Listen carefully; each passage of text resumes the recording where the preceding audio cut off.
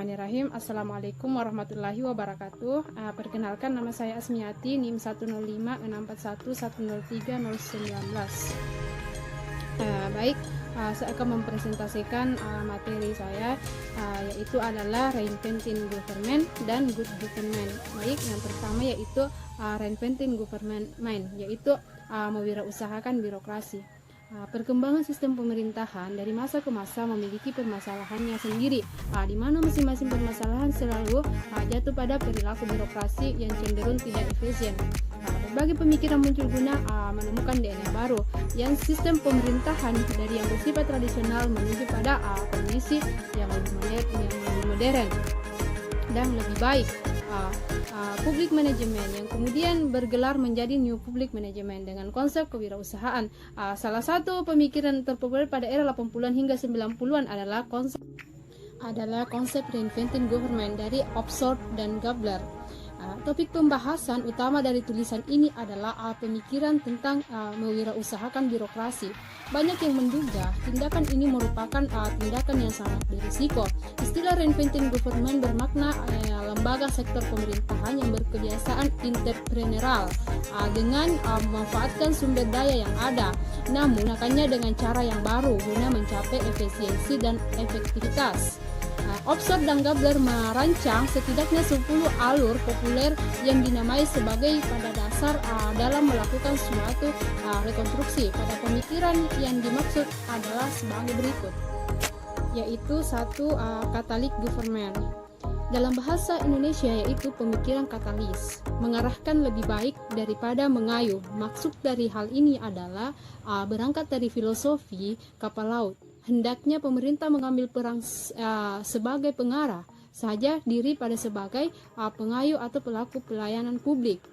Dan yang kedua adalah community and government, yaitu adalah pemerintah sebagai milik masyarakat. Pemberdayaan lebih baik daripada melayani.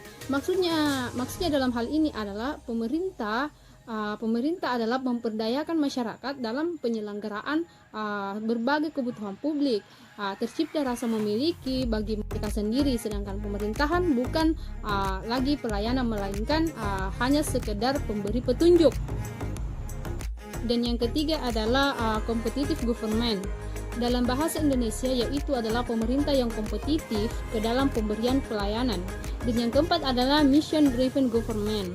Dalam bahasa Indonesia yaitu adalah pemerintah yang digerakkan oleh misi, transformasi yang digerakkan aturan. Maksudnya adalah pemerintahan akan berjalan lebih efisien apabila digerakkan bukan atas dasar aturan saja, tetapi lebih kepada misi.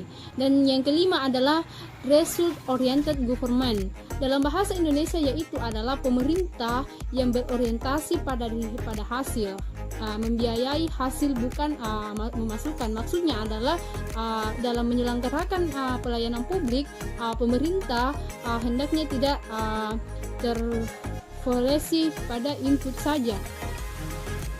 Dan yang keenam adalah customer driven government, yaitu adalah dalam bahasa Indonesia itu pemerintahan yang berorientasi pada pelanggan bukan kebutuhan birokrasi.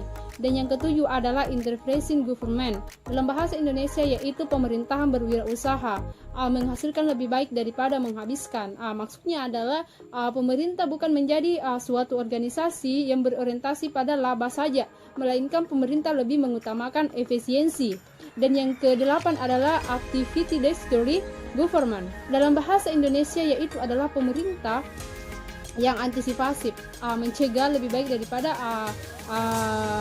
mengobati atau menanggulangi. Maksudnya adalah hendaknya pemerintah merubah fokus dalam pelayanan. Kemudian yang kesembilan adalah decentralized government. Dalam bahasa Indonesia yaitu hierarki atau menjadi partisipasif dan kerja tim. Dan yang terakhir adalah market oriented government. Dalam bahasa Indonesia yaitu adalah pemerintah berorientasi pasar.